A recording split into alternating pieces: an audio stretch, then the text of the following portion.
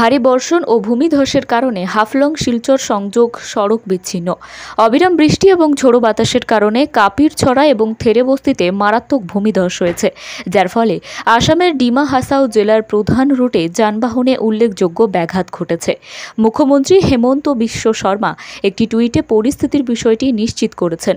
উল্লেখ করেছেন যে প্রাকৃতিক দুর্যোগ NH-27 বিশেষ করে হাফলং থেকে শিলচর রোড এবং উমরাংসো দেহাঙ্গি রোডকে খারাপভাবে প্রভাবিত করেছে।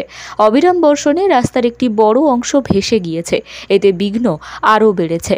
নদীর পানির উচ্চতা পরিস্থিতিকে আরও জটিল করে তুলেছে, যা যানবাহনের জন্য এই রুটে চলাচল করা কঠিন করে তুলেছে। ফলস্বরূপ বাসিন্দাদের নিরাপত্তা নিশ্চিত করতে বর্তমানে সরিয়ে নেওয়ার প্রচেষ্টা চলছে। উপরন্তু হাফলংয়ে একটি BSNL টাওয়ারও ব্যাপক ক্ষতির সম্মুখীন হয়েছে, যার ফলে এলাকার সম্ভাব্য যোগাযোগের সমস্যা দেখা দিয়েছে। রাজ্য সরকার পরিস্থিতির ওপর কঠোরভাবে নজর রাখছে এবং স্থানীয় প্রশাসনের স্থানীয় কর্তৃপক্ষের সাথে সমন্বয় করছে স্থানান্তর প্রক্রিয়া পরিচালনা করতে এবং স্বাভাবিকতা পুনরুদ্ধার করার জন্য রিপোর্ট করা হয়েছে। বাসিন্দাদের এবং ভ্রমণকারীদের এই এলাকাগুলি এড়িয়ে চলার পরামর্শ দেওয়া হয়েছে।